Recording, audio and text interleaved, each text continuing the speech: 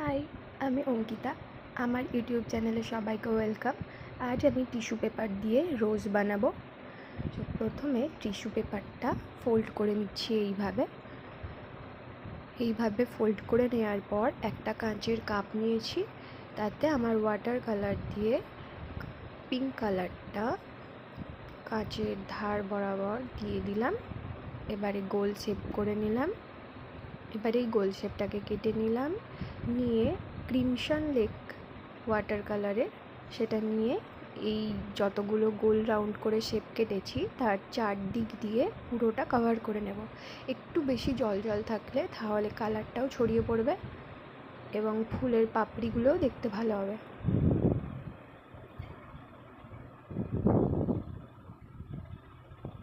চারিদিকটা কভার করে নেব।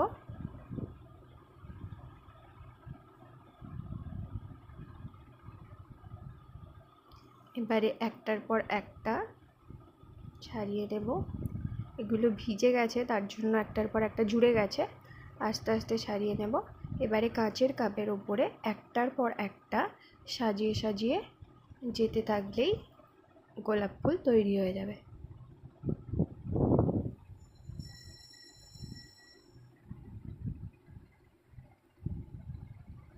আস্তে আস্তে করে নিচ্ছি, আর একটা পাপড়ি, তার ওপর আর একটা,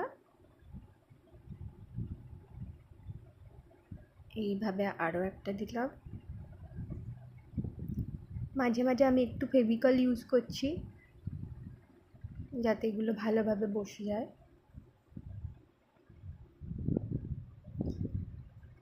পুরোটা কভার করে নেওয়ার পর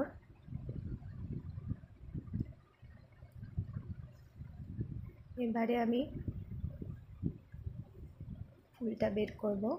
কাপটা উল্টে দিলাম।